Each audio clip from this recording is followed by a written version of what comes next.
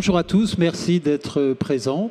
Donc, avec mes collègues qui sont sur le plateau, avec mes collègues qui sont aussi dans l'assistance et que je remercie de la préparation de ce talk, comme on vient de me dire, on va vous parler des Jeux Olympiques et le bois dans les Jeux Olympiques ou les matériaux biosourcés dans les Jeux Olympiques. Alors, allô? Ah oui. Le programme qu'on vous a concocté, je vais introduire rapidement ce sujet. Ensuite, je passerai la parole à Henri Spech, qui est de la Solideo et qui vous parlera plus généralement du village olympique. Ensuite, c'est un architecte, Pascal, qui est ici et qui, lui, vous donnera une autre facette de son travail et de ce qui se fait pour les Jeux Olympiques. Laure Marchand interviendra ensuite. Et ensuite, avec Paul-Emmanuel Huette, de PEFC et Jérôme Martinez de Bois de France, nous évoquerons ce qui concerne l'origine des bois et le suivi de ce qui sera mis au niveau du bois dans les bâtiments des Jeux Olympiques et les équipements. Voilà, et puis on réservera à la fin un petit temps pour les questions. Donc, excusez-nous, on va dérouler l'ensemble des interventions et puis on se livrera à vos questions pour essayer d'y répondre. Bien entendu, s'il y avait un point majeur, vous pourriez intervenir, mais on va essayer de dérouler l'ensemble des présentations. Voilà, donc il y a des slides et je vais tout de suite commencer par l'objectif de ces Jeux Olympiques. Henri reviendra avec Laure certainement, mais l'objectif est de faire que ces Jeux soient les plus exemplaires en matière d'empreinte carbone et de limitation des gaz à effet de serre. Donc la comparaison, ce sont les Jeux de Londres et ceux de Rio, puisque ceux du Japon, on n'a pas encore tout à fait tous les résultats. Et ceci doit s'appliquer aussi bien aux constructions, qu'elles soient définitives ou éphémères, comme aux déplacements et aux actions qui se dérouleront pendant l'ensemble de ces Jeux. Alors, du côté de la filière forêt-bois, il nous a paru intéressant de retenir les Jeux Olympiques comme un démonstrateur des capacités qu'a la filière bois à répondre à cet enjeu. Alors on le sait, le bois est économe en gaz à effet de serre, bien entendu, est économe en matière énergétique dans sa vie et a la formidable capacité de stocker le gaz carbonique au travers de la photosynthèse des arbres. Donc c'est un élément important par rapport à l'empreinte environnementale que veulent avoir ces jeux.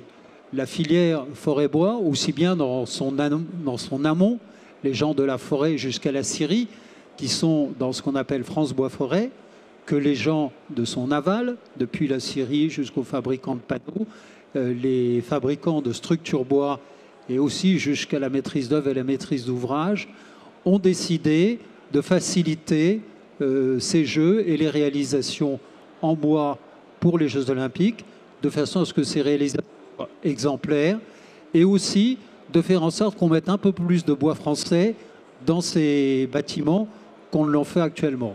Actuellement, on met entre 25 et 30% de bois provenant de notre pays dans les bâtiments de la construction usuelle et l'objectif sera de faire mieux que ces 30%. C'est l'objectif qui a été fixé au niveau de la Solideo en particulier et peut-être d'atteindre la moitié d'un verre, c'est-à-dire 50%, c'est notre objectif.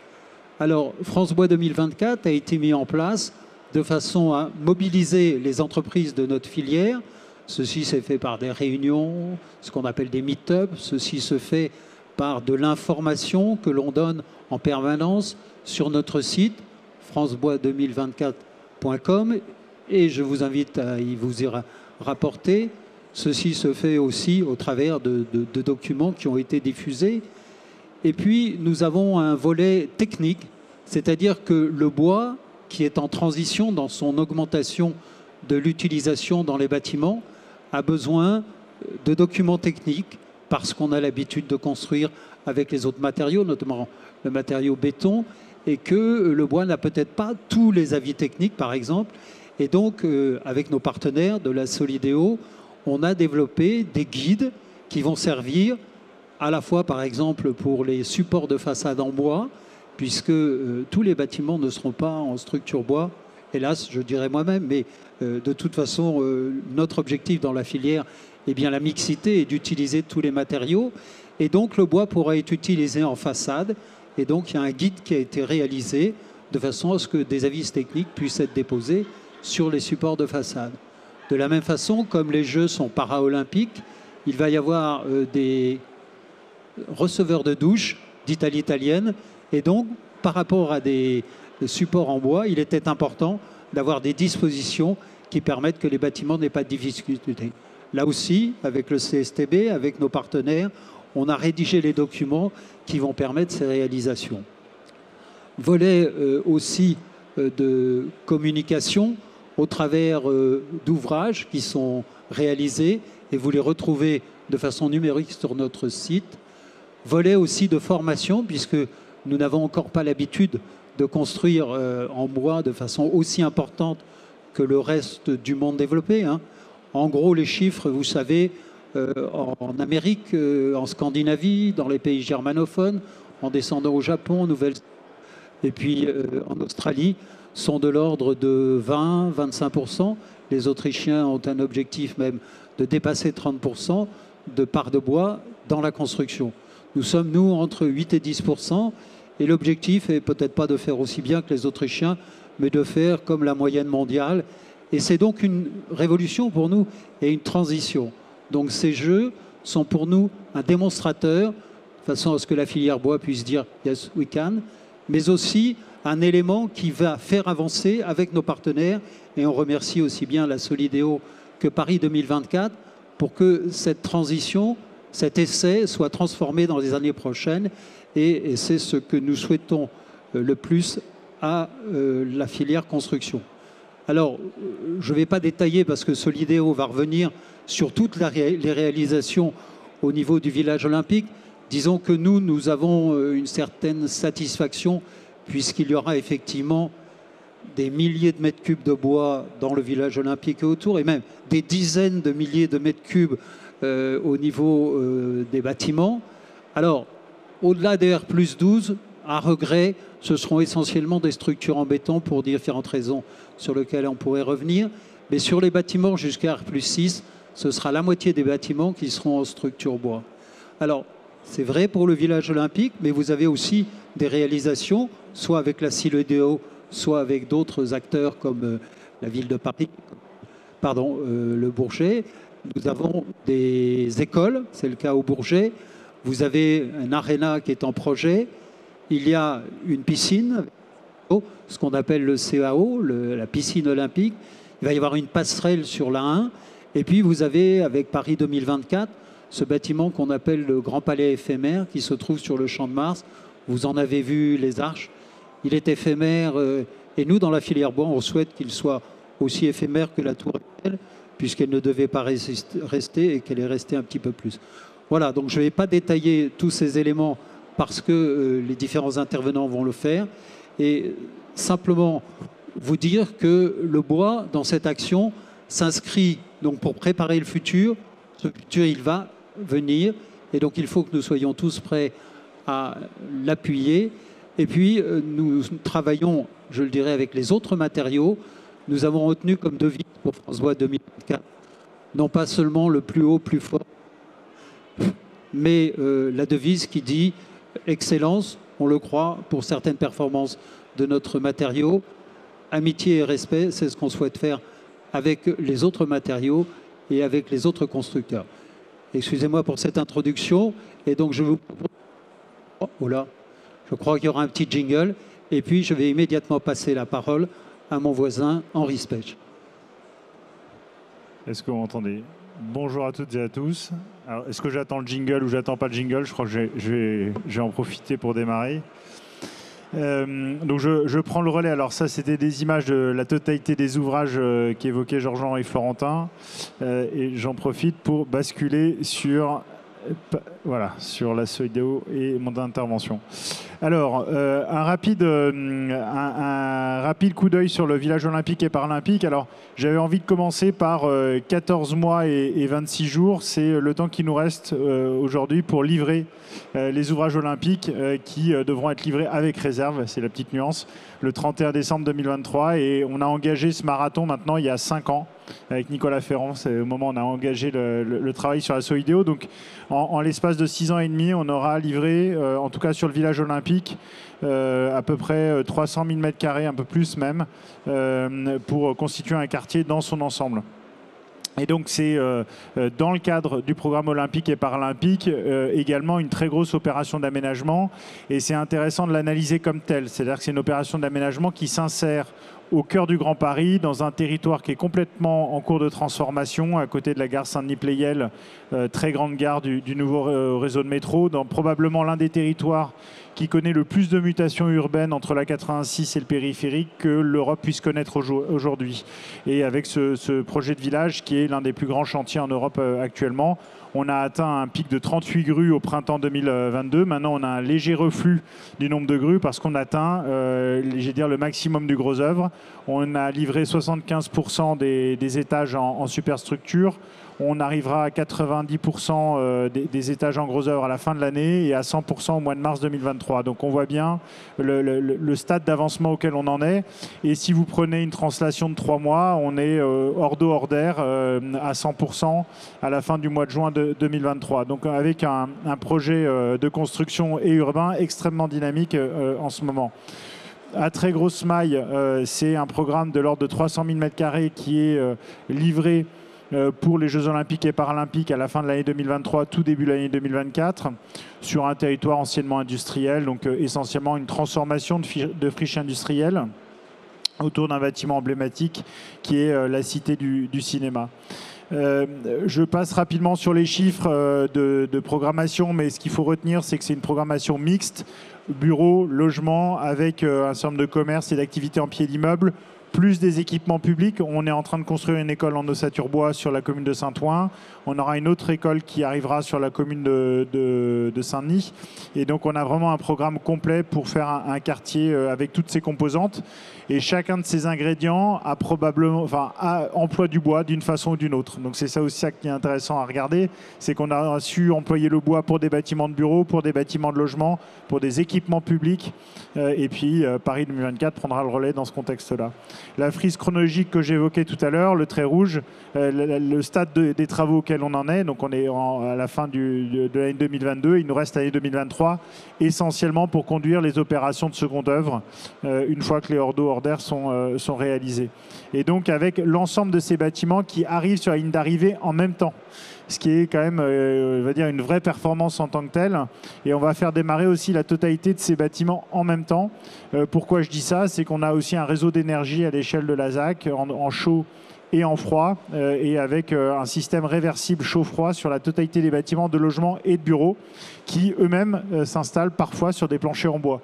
Donc on voit qu'on a aussi un certain nombre de dimensions techniques particulières sur le village dans ce cadre-là. Alors, la stratégie environnementale de la Solideo, elle s'appuie sur 3 piliers qui ont été déterminés dès l'année 2018. Et la dite stratégie de la Solideo s'appuie elle-même sur les engagements pris par Paris 2024 dans le cadre de la candidature aux Jeux Olympiques et Paralympiques.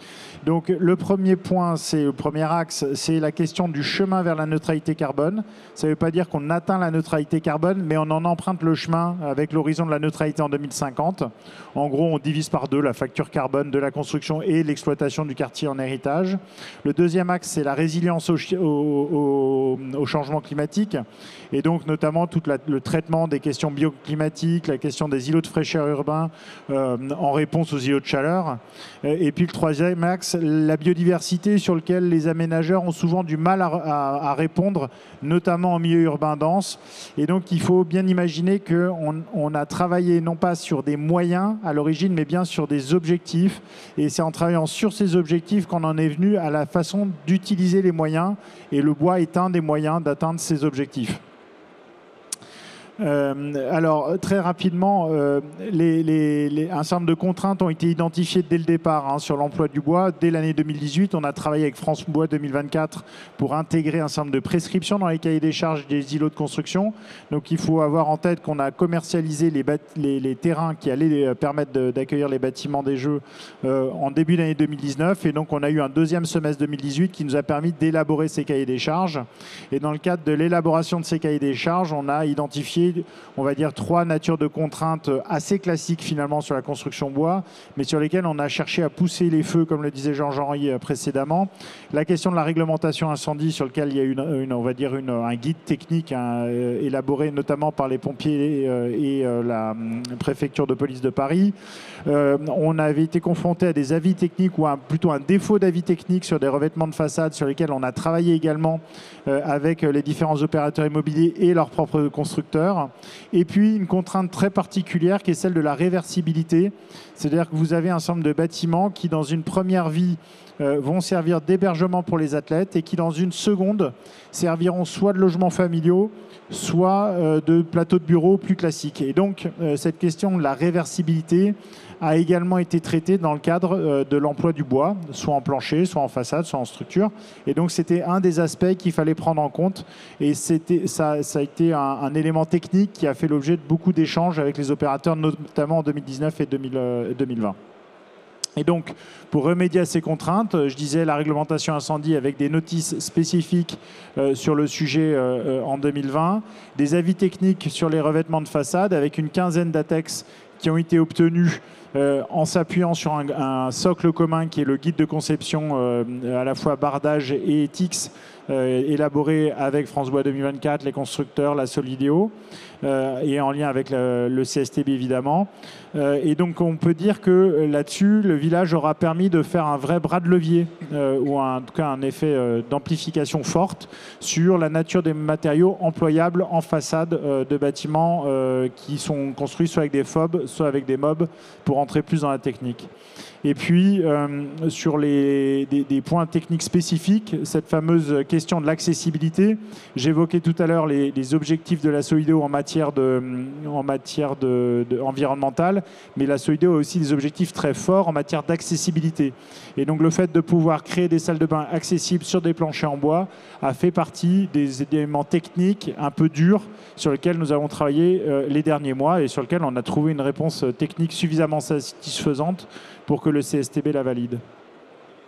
Voilà, Et donc sur les modes constructifs des lots immobiliers, donc vous voyez un peu la répartition des modes constructifs à l'échelle du village, soit du tout bois, soit du mix bois-béton, soit du tout béton. Mais on voit bien que le bois est présent partout dans le village et employé sous toutes ses formes. Et donc vraiment ce qu'il faut, le maître mot sur le village, c'est la question de la mixité des matériaux. Et on utilise maintenant les matériaux pour leur qualité et non pas par défaut, on utilise le béton. On utilise le bois pour ses qualités structurelles, pour sa capacité à amener des façades plus intéressantes dans leur constitution. Et donc on voit un exemple devant nous là d'un bâtiment de bureau qui est réalisé sur la commune de Saint-Denis avec un noyau béton et le reste de la ossature bois. D'autres exemples sur la commune de Saint-Ouen. Et vous avez la quasi-totalité des panels des façons d'employer. Donc vous avez à gauche des bâtiments en ossature béton, mais en façade à ossature bois, des bâtiments en ossature bois, logement et façade ossature bois. Et puis sur la droite de l'image, d'autres bâtiments avec, on voit les pare-pluies en noir. Et donc ces bâtiments qui sont à la fois en ossature bois et en façade ossature bois. Et donc voilà, presque, ça va me permettre de passer le relais à Pascal dans la foulée. Sur le secteur D, on voit presque un éclaté de la façon de construire aujourd'hui sur le village. Et vraiment, ce que j'indiquais tout à l'heure, le noyau béton, mais par contre tout le reste en ossature bois. Ce qui s'est révélé être particulièrement efficace aussi en termes de rapidité de construction. Quand on voit le rythme auquel le projet est aujourd'hui conduit, et quand j'indiquais qu'on avait la quasi-totalité du gros œuvre qui était fini en fin d'année, on voit bien que le bois est un atout considérable dans ce cadre-là. Et puis une image prise de l'intérieur avec des planchers CLT, si je ne dis pas de bêtises, et des ossatures bois, et avec l'emploi d'IPN qui permettent ponctuellement de renforcer la structure. Voilà. Donc je vais passer le relais à Pascal sur une dernière diapo sur les chiffres, les grands chiffres que je vous ai présentés tout à l'heure. Merci Henri. Ah oui, alors moi j'ai la zapette. Alors allons-y. Voilà, donc moi je vais vous présenter donc, 2 immeubles que je réalise sur le secteur D. Donc voilà, le secteur D, c'est un secteur de Saint-Ouen dans lequel nous avons une série de plots, donc là, un plan masse qui a été fait sur un principe d'organisation générale, enfin un plan de secteur qui a été fait par Dominique Perrault. Et là, nous sommes sur un secteur dans lequel il y a un certain nombre d'architectes, donc UAPS qui est architecte coordinatrice, qui gère l'ensemble, plus les îlots qu'elle gère également comme architecte, mais enfin qui fait la coordination générale. Brenac et Gonzalez, ECDM, NP2F, Fagar et Fontana, TN+, comme paysagiste, et moi-même, je fais avec mon agence deux plots, donc un qui est donc de plus de 28 mètres et donc qui est effectivement en ossature béton avec des façades ossature bois, et l'autre qui est entièrement en ossature bois à l'exception des noyaux qui sont en béton. Voilà, et on a une ingénierie aussi qui est commune à l'ensemble, qui sont Aegis, Elliott, Périm, Oasis, RE Beta, Socotec et Bimtech. Voilà. Alors, voilà la vue générale de ces plots. Donc, ce sont des plots de 22 mètres par 22 mètres. Et on a travaillé à partir d'un certain nombre de prescriptions communes qui ont été faites en atelier, donc à la fois avec ICAD, que je n'ai pas cité, mais qui est notre ICAD et Caisse des dépôts, qui est le maître d'ouvrage, et un certain nombre de principes ont été définis, donc, dont notamment celui des façades en bardage de terre cuite. Donc ça, pour moi, je travaille également sur un autre secteur où on a également fait ça. Ce sera peut-être un des acquis vraiment intéressants de cette expérience, c'est qu'aujourd'hui, on sait qu'on peut aller, nous architectes, sur des opérations et proposer du bardage en terre cuite. On va dire que c'est environné et que c'est quelque chose qui n'est pas terriblement compliqué à faire. Donc voilà. Donc il y a des balcons également qui ont été prévus sur tous les logements. Donc là aussi ça a été réglé. Donc il y a 2 façades avec des balcons et 2 sans balcon. À quelques exceptions près, on est à peu près là-dessus. Et on a eu une prescription commune qui est, à laquelle j'adhère totalement, qui sont des volets persiennés, donc dépliants pour tous les logements. C'est-à-dire que c'est ce qui vient remplacer les volets roulants qu'on utilise dans la plupart des cas. Et pour moi, c'est bien supérieur parce que d'abord, c'est plus frugal, on peut ouvrir les volets sans une manivelle ou sans appuyer sur un bouton. Comme il y a des persiennes, enfin sur la plupart d'entre eux, on peut aussi ventiler avec la fenêtre ouverte. Donc ça offre un certain nombre d'avantages. Et puis en façade, c'est assez intéressant à travailler au niveau de l'architecture. Voilà. Donc voilà les profils. Donc ce qu'on voit sur ces profils, quand on voit, bon, je ne vais pas trop m'étendre parce que je ne peux pas parler à la place des autres architectes, mais on voit qu'il y a à la fois une diversité, une forme d'unité qui est créée à la fois par la volumétrie des îlots et les prescriptions dont je vous ai parlé. Et ce qu'on voit également, c'est qu'il y a eu un travail assez singulier, assez particulier sur la couleur. Notre architecte coordinatrice Annemie de Poit, donc de l'UAPS, était très sensible à ça et ça fait vraiment l'objet, avec un plasticien, d'un travail assez poussé sur l'ensemble de ces plots. Alors voilà, moi je suis en charge de 2 plots, donc il y en a un qui est plus de 28 mètres, donc qui est en ossature béton, et l'autre qui est en ossature bois sur noyau béton. Les 2 obéissent au même plan parce qu'au départ, quand on avait travaillé dessus, moi je les avais dessinés pour qu'ils soient réalisables potentiellement tous en bois. Donc les dimensions et puis le plan est le même sur les 2 pour cette raison-là. Cela dit, ça n'aurait pas été tellement différent. Ce qu'il y a, c'est qu'en bois, on est sur des sections un tout petit peu plus courtes, si on veut être raisonnable, donc on a des choses assez courtes. J'ai souhaité avoir toutes les circulations éclairées, que ce soit les noyaux ou les paliers d'étage. Donc bon, ça c'est quelque chose qu'on retrouve sur pas mal de plots. C'est une qualité, c'est une attention prêtée aux habitants de leur offrir des espaces de circulation intéressants. Et puis aussi, ceux qui ne sont pas dans les étages élevés ou ceux qui aiment bien monter les escaliers, leur permettre de monter l'escalier en ayant une vue sur l'extérieur. Voilà. Et donc, vous voyez, sur les plans, alors, ça, c'est assez particulier à mes plots. Moi, je travaille toujours avec une architecture primaire qui est un espèce d'ensemble des éléments permanents du projet. Et puis tout ce qui est, ce que vous voyez en blanc avec juste quelques gaines, ce sont des espaces libres. Là, il faut savoir qu'il y a 2 vies dans le bâtiment, donc, comme Henri l'a expliqué, donc la phase de Jeux Olympiques et la phase après Jeux Olympiques, mais on ne sait pas ce que réservera l'avenir. Donc les 2 bâtiments sont prévus pour pouvoir se transformer aussi dans le temps. Donc c'est essentiellement du poteau-poutre plus noyau béton. Voilà, donc ça c'est le premier. Donc qui a un revertu, alors donc avec ces balcons, donc c'est des balcons qui intègrent également des tablettes pour poser des choses, des pots de fleurs, des verres quand on donne un apéro sur la terrasse, etc. Et puis, alors on voit pas trop là, mais on va peut-être le voir après. Et le deuxième, il est un peu plus petit, donc il fait 6 étages.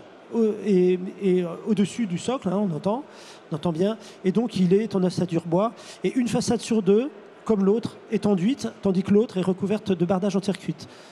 Alors vous allez voir que ce n'est pas les mêmes bardages. Pour le plot, pour celui-là, hein, le plot qui est un R+6, il a une singularité, c'est qu'il a été... la commande a été d'en faire ce qui est appelé, je crois, sur les différents lots, un bâtiment CIM. Alors, un bâtiment CIM, c'est un bâtiment qui pousse de manière plus particulière un certain nombre de thèmes environnementaux avec une ambition forte. Donc là-dessus, c'est le recyclage. Donc ça a été vraiment beaucoup géré par nos bureaux d'études. Là-dessus, c'est un bâtiment qui recycle tout, que ce soit l'eau usée, l'eau de pluie, les déchets, enfin, de toutes sortes, également qui peuvent produire aussi à partir de ce recyclage. En termes d'architecture, pour ma part, j'ai saisi ça pour en faire un bâtiment aussi qui soit personnalisable. Donc, ce que vous voyez là, ce sont les balcons qui sont sur l'une des deux façades. L'autre, vous voyez donc les escaliers éclairés, naturellement. Et là, vous voyez le principe des balcons personnalisables qui peuvent être modulés en fonction des logements auxquels ils s'adressent, à partir d'une trame régulière. Mais je vais revenir dessus. Donc, sur ce bâtiment, ce qu'on peut voir, c'est qu'on a donc à gauche, vous voyez donc les façades sans balcon, donc qui sont recouvertes de tuiles. Donc, ce sont des tuiles vraiment sur des montures en bois. Et nous avons donc les persiennes de part et d'autre des fenêtres, et puis ces tuiles de terre cuite. À droite, ce que vous voyez, donc c'est la façade avec les balcons. Et donc les balcons peuvent recevoir à la fois des bacs plantés, des tablettes. Ils peuvent aussi avoir une partie opaque, si on veut réserver un peu plus d'intimité au logement. Voilà. Donc voilà la coupe sur ces balcons, où on a les différentes possibilités qui étaient proposées. Voilà, donc on est ici, donc une espèce de catalogue de balcons qui donne aussi une diversité sur un projet qui, malgré tout, reste très régulier, puisqu'il est vraiment prévu pour être... voilà, les étages se superposent, les appartements se superposent plus ou moins. Et donc là, on se retrouve avec cette présentation là, des balcons personnalisables. Donc sur une façade dont les balcons eux-mêmes sont en ossature béton. Voilà. Là, ça a donné lieu à un certain nombre de maquettes qui ont d'ailleurs été exposées. Il y a eu une exposition dans le cadre de la Biennale à Versailles. Donc ça, c'est des maquettes d'études qu'on a faites en balsa pour montrer l'articulation entre nos principes de balcon et les façades auxquelles ça s'adresse. Voilà ce qu'on voit ici. Voilà. Et puis on se retrouve là-dessus. Oh oui, je viens, c'est bon. J'arrive à la fin. Et enfin, pour terminer, quelques photos du chantier donc, récent. Donc là, on voit un petit peu les différents bâtiments. Donc là, nous avons notre bâtiment CIM qui est à gauche et donc qui est déjà au 5e étage. Donc c'est un moment assez magique pendant le stade de la construction parce qu'on voit le bois. Après, on ne le voit plus et c'est parce qu'on recouvre de plâtre, plaques de plâtre pour des questions d'incendie et aussi pour des questions acoustiques.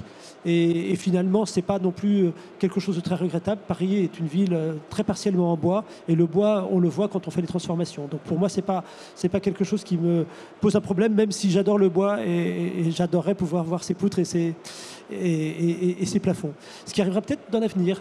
On ne sait pas, dans des années, la réglementation peut changer, il peut y avoir des transformations et c'est la magie des bâtiments quand on les transforme, c'est qu'on redécouvre des choses. Moi, j'ai fait du bâtiment ancien et j'ai eu ce plaisir-là. Voilà. Donc là, c'est le bâtiment donc, qui est plus haut, donc le plot 3, donc, qui, lui, est... alors peut-être que j'ai des photos d'intérieur. Là, je n'ai peut-être pas les photos d'intérieur, mais enfin, il y a les façades ossature bois, donc ce qu'on appelle les FOB qui sont dessus. Et donc, il y a quand même une bonne part de bois dans ces bâtiments. Voilà. Ah, bah voilà. Là, on a une photo intérieure. Donc, on voit un étage courant avec le noyau béton à droite et les façades avant l'installation de ces FOB. Voilà. Donc, voici, je passe la parole. Merci. Merci beaucoup. Donc Laure Marchand, je suis architecte également et je travaille pour Paris 2024. Donc je prends le relais parce que ce qui est intéressant, c'est que la Solideo est passée juste avant moi. Et justement, c'est pas toujours, je pense, connu du grand public quelle est la différence entre ce que peut réaliser. Enfin, je pense que ça l'est, mais je vais aller dans un peu plus de détails entre les travaux de la Solideo et les travaux de Paris 2024. Donc, sur quel périmètre on intervient. Et puis, il y a quelques temps, on a trouvé ce joli terme d'architecture éphémère durable. C'est tout à fait notre objectif à Paris 2024, puisque effectivement, si la Solideo travaille sur tous les programmes d'architecture pérenne, eh bien, le Comité olympique et paralympique, lui, va s'employer à déployer des infrastructures éphémères qui seront ensuite démontées. Et je vais vous expliquer un peu, vous parler un peu de nos différents sites. Et donc la place, les enjeux environnementaux depuis à Paris 2024, c'est la première édition des Jeux qui a une direction spécifique en son sein, qui est la garante du coup de toutes ces ambitions environnementales et qu'on décline notamment de les infrastructures temporaires.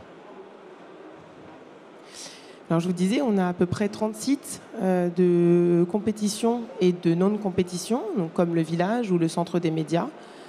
Les autres sites dont on a la charge, effectivement, sont des sites de compétition, mais on a aussi des sites d'entraînement. Enfin, voilà, une diversité de programmes. L'enjeu au niveau des Jeux olympiques et paralympiques, c'est le volume, c'est-à-dire qu'on a un temps très court pour le montage de tous ces sites et un volume extrêmement important. Les contraintes budgétaires, forcément, sont aussi au cœur de nos préoccupations, ainsi que nos ambitions environnementales. Donc pour un peu plus de compréhension, quand on parle de ces sites, comment est-ce qu'ils sont constitués? On a effectivement à peu près 50% de nos sites qui sont 100% temporaires. Donc si je prends le site des Invalides ou de la place de la Concorde, c'est des sites qui vont sortir de terre juste pour l'événement et qui seront entièrement démontés à la fin des Jeux olympiques et paralympiques. Au-delà de ça, on a des sites qui sont préexistants. Je vous montrerai quelques exemples tout à l'heure. Et des sites qui sont en construction et d'autres qui sont sous des programmes de rénovation. Voilà. Et ils sont, quoi qu'il en soit, on intervient sur l'intégralité des sites. C'est-à-dire qu'un site, aujourd'hui, même préexistant, n'a jamais et ne doit pas être dimensionné en fonction des Jeux olympiques et paralympiques, parce qu'il n'y recevra un événement de cette ampleur qu'une seule fois dans sa vie. C'est tous les 100 ans à peu près, en tout cas à Paris, qu'on a des Jeux olympiques et paralympiques. Donc voilà les exemples. On voit le Stade de France ici, le Vélodrome. Donc ce sont des infrastructures de niveau international qui sont déjà très bien équipées. Mais par rapport aux contraintes programmatiques, on va les augmenter de taille pendant la durée des Jeux olympiques et paralympiques. Donc on déploie à l'extérieur des sites et sur des zones alentours avec la redéfinition de certains flux, etc. Mais on vient en tout cas augmenter les surfaces au sol dont on a besoin pour l'organisation de l'événement. Vous avez d'autres exemples ici de projets qui existaient mais qui sont sous des programmes de rénovation, par exemple le Grand Palais. Effectivement, c'est aussi tout à fait les sites qui nous intéressent et on travaille en faisant le maximum pour mettre en valeur les qualités intrinsèques de ces sites, bien entendu. Et ici, vous avez l'exemple des sites qui sont 100% temporaires. Donc, on a le site de Versailles, ou au niveau de la Tour Eiffel, Champ de Mars, la place de la Concorde. Ce sont des sites, comme je l'évoquais tout à l'heure, qui seront montés intégralement. Alors, à Paris, on a en plus des contraintes de temps qui sont extrêmement tenues. Donc, c'est pas on est en train de travailler sur nos plannings de montage et c'est un vrai défi. Donc les 4 enjeux de la stratégie environnementale à Paris 2024 et qui s'applient à toutes les directions, c'est bien entendu la question de la neutralité de l'impact carbone. On l'a évoqué aussi au niveau de la Solideo. Notre objectif, c'est de diviser par 2 les émissions et de compenser à 100%. C'est un objectif inédit dans l'édition des Jeux. Préserver, régénérer la biodiversité. On s'implante parfois sur des sites qui sont dans des espaces tout à fait naturels. Et même au niveau de tout ce qui est site urbain, en milieu urbain comme à Paris, on s'attache on a des sites qui vont être en fonctionnement le soir, comment est-ce qu'on va gérer la lumière, etc. Donc il y a toutes ces pollutions sonores ou lumineuses, donc c'est aussi des points d'attention pour nous. pour l'économie circulaire. Donc voilà, en l'occurrence, effectivement, pour la question des matériaux, on a un intérêt particulier pour le bois, pour ce qu'il représente d'un point de vue économie circulaire, et renforcer la résilience. Donc ces 4 enjeux-là, effectivement, on va l'appliquer au niveau des infrastructures et de la construction. Donc on a 2 objectifs directeurs. J'évoquais les 95% d'infrastructures existantes ou temporaires qui sont réalisées avec des critères de durabilité très très forts. Et c'est ce sur quoi on s'emploie. On a rédigé avec le en s'appuyant sur le document de la nouvelle norme 2017 du CIO, on a rédigé un guide d'éco-conception appliqué à l'architecture éphémère. Et donc, objectif de 100% des matériaux temporaires réemployés ou recyclés. On privilégie, bien entendu, tout ce qui est réemploi. Et voilà pour le potentiel du bois. Nos travaux ont commencé en 2019 sur l'identification sur le marché de tous les fournisseurs d'infrastructures temporaires. C'était important pour nous de pouvoir travailler avec les volumes existants ou ceux qui seraient existants en 2024. C'est au cœur de la conception de nos projets, puisque on ne souhaitait pas générer de la surproduction de matériaux qui ne seraient pas utilisés par la suite. Donc, je l'évoquais tout à l'heure, la question des volumes est vraiment importante. On a des volumes à déployer qui sont massifs. Et donc, l'identification de ce qui préexiste sur le marché était au cœur de nos préoccupations et de bien réfléchir de quelle façon on allait distiller les différents types d'infrastructures qui existent en fonction des besoins, en fonction de la localisation dans un site, etc. Pour ce qui concerne les infrastructures en bois qu'on a pu sourcer sur le marché, elles représentaient plusieurs avantages pour nous. Bien entendu, ces qualités en termes de performance environnementale, mais également parce qu'elles répondaient très bien, de par leur modularité, de par leur système de construction et leur dimensionnement. Ça correspondait vraiment de manière assez fluide à tout ce dont on avait besoin comme espace à déployer sur la partie des spectateurs. Alors, dit dans notre jargon, front of house. Donc, ce sont des espaces qui sont effectivement dédiés aux spectateurs, à la fois aux spectateurs qui viendront se déplacer et voir les compétitions sur le site, mais également, ce sera des espaces qui seront largement diffusés de par la télévision. Parce qu'on a des espaces aussi qui sont en zone opérationnelle, qu'on appelle back of house, où là, on a davantage besoin d'espaces de stockage et autres. Voilà. Et donc, on n'a pas les mêmes besoins et les mêmes espaces à déployer. Donc, pourquoi à la fois, donc, c'était intéressant pour répondre aux besoins, mais également, bien entendu, notre intention de départ, c'était de pouvoir allier et créer une atmosphère. Et donc, le bois, en l'occurrence, permet d'apporter une image aussi de ces Jeux olympiques et paralympiques, de Paris, du comité olympique, et donc véhicule d'un point de vue de la communication sur nos ambitions environnementales.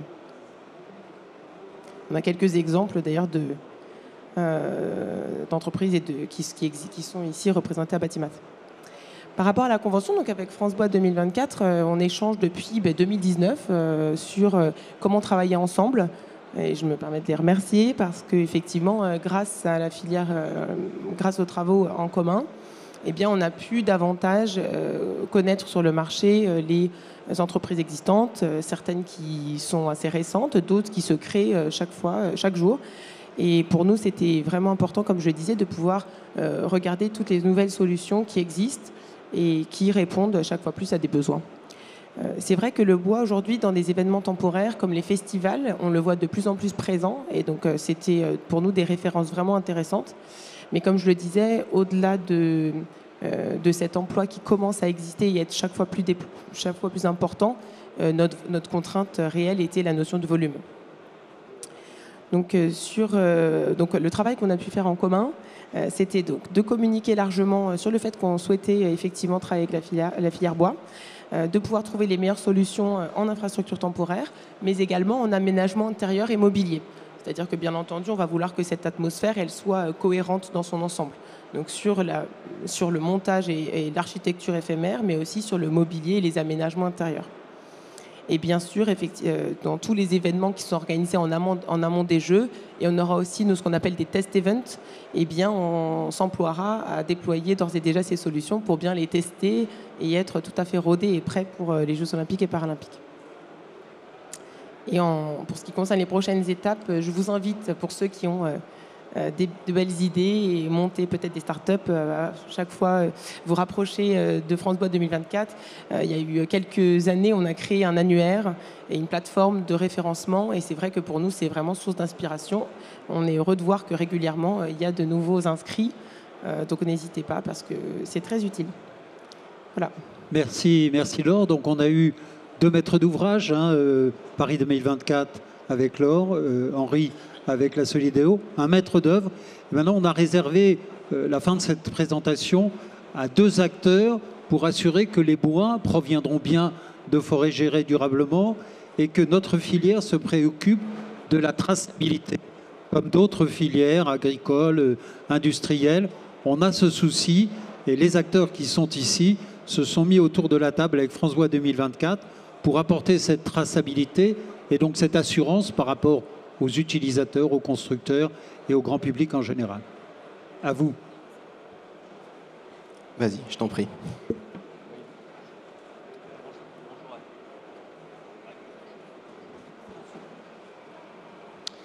Oui, bonjour à tous. Donc, on va vous faire une petite présentation à 4 mains avec Jérôme pour vous parler effectivement de l'aspect, vous faire voyager un petit peu plus vers la forêt et vous parler de l'origine et de la traçabilité des bois et en quoi justement l'origine et la traçabilité des bois sont des éléments particulièrement importants pour les Jeux Olympiques 2024.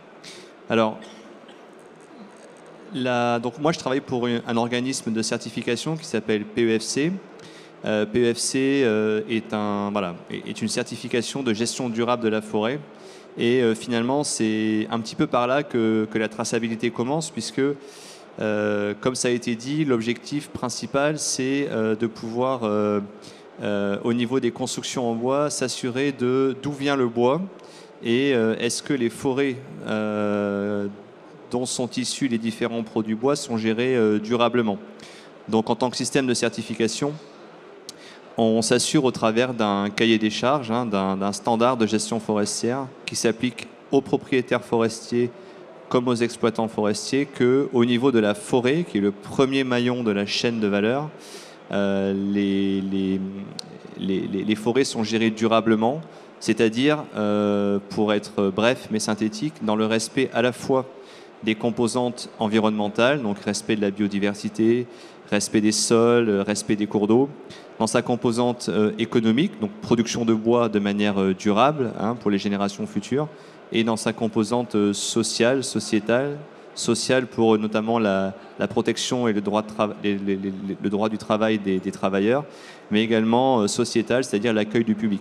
Et donc au travers du système de certification, on s'assure que la gestion de la forêt est durable et qu'on a bien un équilibre dans les exigences qui s'appliquent aux propriétaires forestiers entre ces 3 principales dimensions. Donc ça, c'est le premier maillon de la chaîne. Et ensuite, l'ensemble des maillons de la chaîne depuis la forêt qui est certifiée jusqu'au produit bois mis en œuvre dans les constructions dont on a parlé. Chaque entreprise qui va acheter, transformer et vendre la matière devra également, elle, être sujette à des règles de traçabilité pour permettre justement la traçabilité des bois jusqu'au produit final. Je te laisse, Jérôme, compléter. Non, pardon. Donc, juste avant de compléter, voilà, et pour synthétiser ce que je viens de dire sur les aspects sociétaux, économiques et environnementaux, ce que vous avez à l'écran vous donne une illustration des principaux critères qu'aujourd'hui, en tant que système de certification de gestion durable des forêts, on demande aux propriétaires forestiers de respecter. Donc, c'est des critères qui sont hérités de les conférences de Rio et d'Helsinki. Donc c'est respect des ressources forestières dans le temps, maintien de la santé et de la vitalité des écosystèmes forestiers, maintien des fonctions de production de bois, comme je l'évoquais, l'aspect également biodiversité des écosystèmes forestiers, l'aspect protection, notamment le sol et l'eau de la gestion forestière, et puis bien évidemment les fonctions socio-économiques. Merci Paul-Emmanuel. Donc je vais continuer moi sur la partie chaîne de contrôle.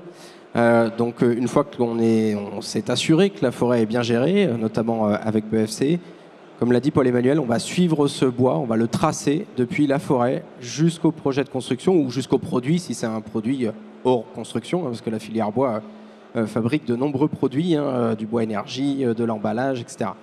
Mais bon, là, pour les JO, la traçabilité, elle est bien jusqu'au projet de construction. Donc, chaque entreprise qui va exploiter en forêt va devoir tracer le bois certifié et le transmettre à son client, et ainsi de suite, maillon par maillon. Il faut vraiment que chaque maillon de la chaîne soit engagé.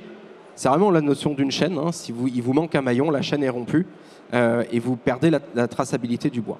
Donc c'est vraiment une application par toutes les entreprises de la chaîne, et donc ça oblige chaque entreprise à mettre en place un processus de traçabilité et de le faire certifier avec un audit annuel qui vérifie, si je schématise, qu'elle ne vend pas plus de bois certifié qu'elle n'en a acheté. Voilà. Après, il y a des systèmes de traçabilité, et il faudra un petit peu plus de temps pour pouvoir vous les expliquer. Et donc aujourd'hui, quand on regarde les traçabilités, alors PEFC existe depuis une bonne vingtaine d'années maintenant. Bois de France, on a à peu près 3 ans. Alors, hop, je vois que tout n'est pas... Voilà. On a à peu près bientôt 3 ans. Donc on n'a pas les mêmes temporalités. Donc on a monté chacun notre système de traçabilité. Puis on ne trace pas la même chose. PEFC trace du bois issu de forêts, justement certifié PEFC, dans lequel on a fait la gestion durable des forêts. Et puis Bois de France trace le bois issu de forêts françaises et va s'assurer qu'il est transformé en France. Donc c'est 2 chaînes de traçabilité qui aujourd'hui fonctionnent, et vous pouvez retrouver auprès de constructeurs par exemple des produits certifiés PEFC, des produits Bois de France. Là, ce qui nous intéressait pour les JO, c'est d'arriver à mêler les deux, parce qu'il y avait cette exigence, comme l'a dit Georges-Henri, de 100% de bois éco-certifié, donc PEFC ou l'autre système de certification FSC, et de mêler aussi 30 à 50%, notre objectif, de bois français. Et donc on a travaillé, alors voilà les objectifs, on a travaillé ensemble sur un système qui s'appelle France Bois Traçabilité, et on s'est mis autour de la table, donc que ça soit PEFC, que ça soit FSC, que ça soit Bois de France, pour travailler avec aussi, il ne faut pas l'oublier, notre organisme technique de la filière bois, le FCBA. C'est lui qui réalise les audits, donc c'est une pierre angulaire du système. On a travaillé pour assurer cette traçabilité sur toutes les caractéristiques des JO, c'est-à-dire la forêt gérée durablement pour 100% des bois, et pour ceux qui viennent de France, les bois de France. Aujourd'hui, c'était intéressant de travailler sur ce sujet-là, parce que comme je vous le disais, chaque méthode de traçabilité est indépendante les unes des autres, et on voit qu'aujourd'hui, on a de plus en plus de demandes de la part des maîtres d'ouvrage. On l'a vu avec les JO, mais c'est valable aussi sur d'autres projets, en bois certifié, avec des notions d'origine géographique. Sur le bois, contrairement à d'autres matériaux, on se pose beaucoup la question de son origine en termes de gestion durable des forêts et de son origine en termes de géographie. C'est assez atypique, mais ce n'est pas forcément valable pour les autres matériaux, mais sur le bois, on le retrouve systématiquement. Donc on a de plus en plus de donneurs d'ordre qui fixent des objectifs, et donc c'était intéressant de créer ce démonstrateur de chaîne de contrôle unifiée entre PEFC, FSC et Bois de France, mené par le FCBA. Et donc c'est l'outil France Traçabilité, et qu'on va pouvoir léguer en héritage à la filière bois. Je te laisse compléter. Oui, ce côté héritage, il est important, et je voudrais juste souligner ce que disait Jérôme, c'est-à-dire qu'on a des démarches qui sont indépendantes, mais on a vraiment joué le jeu au travers de France Bois Traçabilité, de travailler ensemble pour gommer autant que possible nos spécificités et faire en sorte de pouvoir proposer aux entreprises un outil qui soit opérationnel et qui leur permette de répondre à la fois aux enjeux de gestion durable des forêts, à la fois aux aspects de sourcing local, national et de transformation française. Voilà, donc c'est vraiment un outil qui est un bel exemple de coopération entre les différents types de traçabilité. Donc aujourd'hui, où est-ce qu'on en est donc au bout de 3 ans de travail en commun et quel bilan on peut faire? Alors, l'outil, il est opérationnel. D'ailleurs, vous avez sur les petites tables une plaquette qui, on va dire, synthétise ce qu'on vient de vous dire, c'est-à-dire quels sont les objectifs au niveau des Jeux Olympiques en termes de traçabilité, de gestion durable des forêts, et une description, on va dire, de l'outil dont on vous parle là. Donc, on a vraiment vu une montée en charge manifeste de la part de l'ensemble des opérateurs de la filière, confondus, donc voilà, maîtres d'ouvrage, maîtres d'œuvre, aménageurs, qui vraiment ont tous poussé pour mettre en œuvre des bois certifiés, des bois issus de forêts gérées durablement. et de mettre en place justement ces systèmes de traçabilité.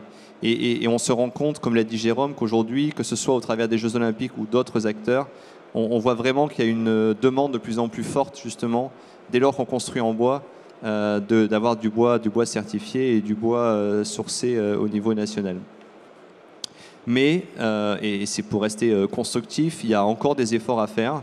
Nous, de notre petite fenêtre, on va dire, au niveau de nos systèmes de certification, on continue à penser que la tendance, elle est là, mais elle doit être consolidée.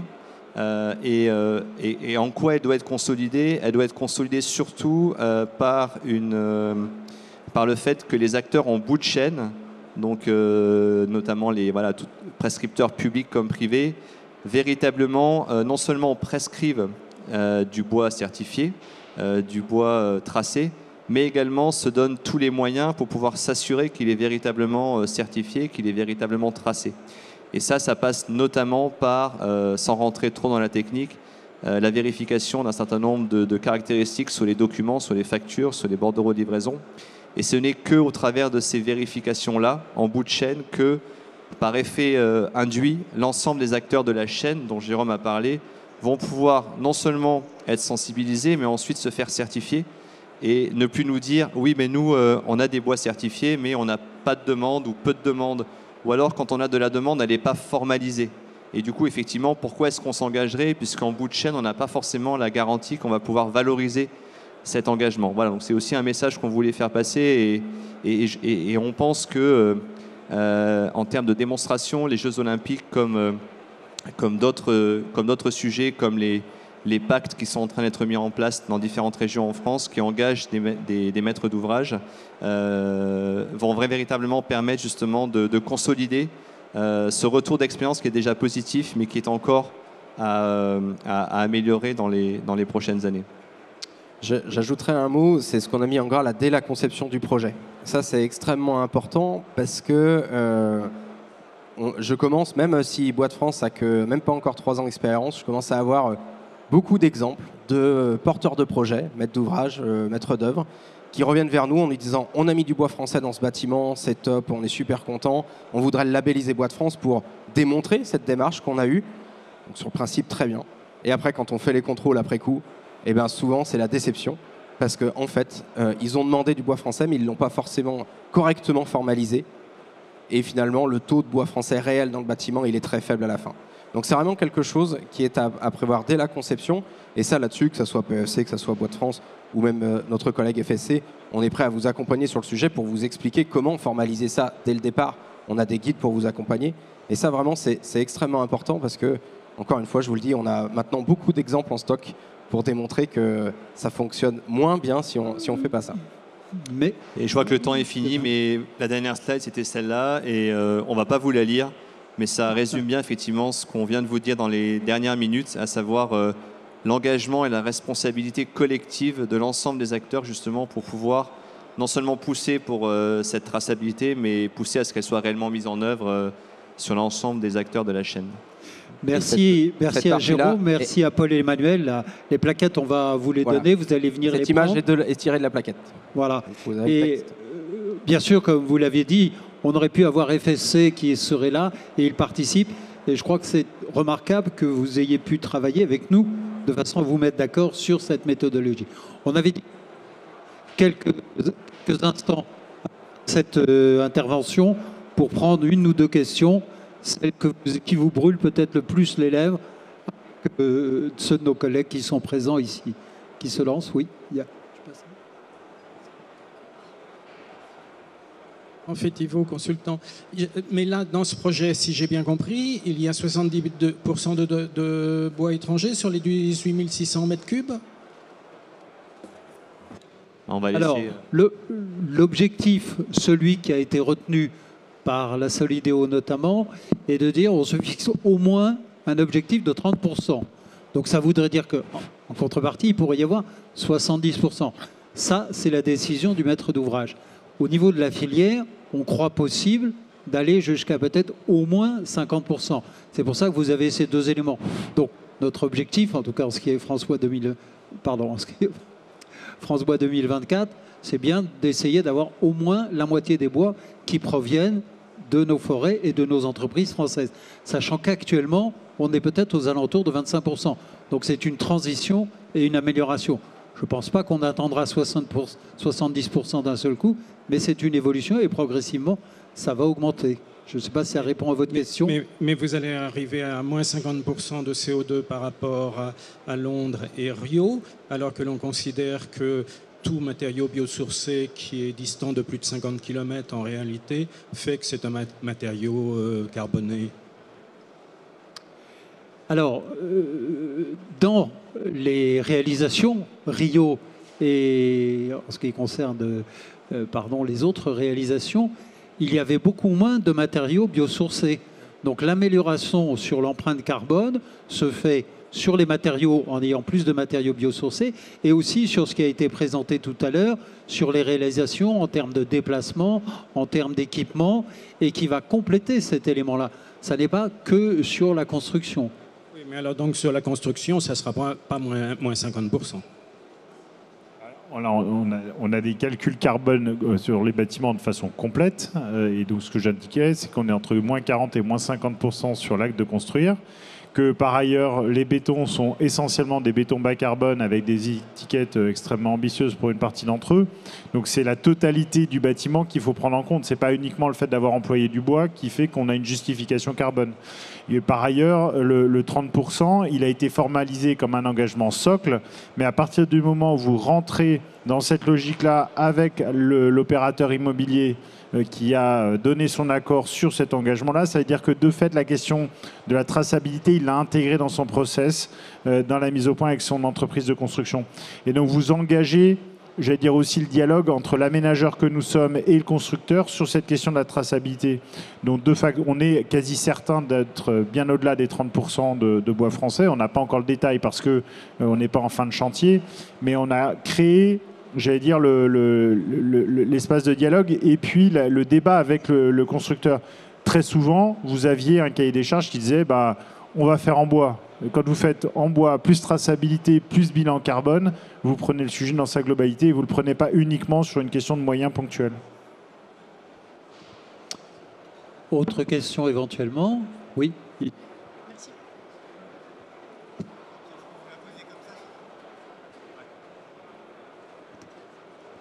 On a parlé tout à l'heure de construction temporaire. Est-ce que derrière, notamment le bois qui va être utilisé pour ces constructions temporaires, peut être réutilisé à d'autres fins, peut-être pour la même utilisation ou pour d'autres utilisations? L'or, peut-être? Oui. Oui, absolument. Oui, c'est ce que j'évoquais, c'est-à-dire que l'origine de nos travaux était l'identification de ce qui est préexiste. J'ai mentionné tout un tas d'événements qui aujourd'hui d'ores et déjà utilisent le bois. On sait que les projections des fournisseurs qu'on connaît d'ores et déjà, en fait, ce sont des entreprises qui grandissent à vue d'œil, donc qui se déploient largement. Et tout à fait, ça s'inscrit dans un cycle de vie. Ce qu'on construit en éphémère, c'est des structures modulaires qui nécessitent un temps de montage très rapide, sont très adaptables et donc répondent à nos besoins. Et ensuite sont démontées, sont stockées et sont réutilisées. Donc il y a tout un calendrier annuel des événements temporaires. Et donc c'est absolument inscrit dans ce cycle-là. Ce qui est encore une... Je crois qu'on atteint la limite. Peut-être une question là, et puis après, ce sera la dernière. Merci, madame.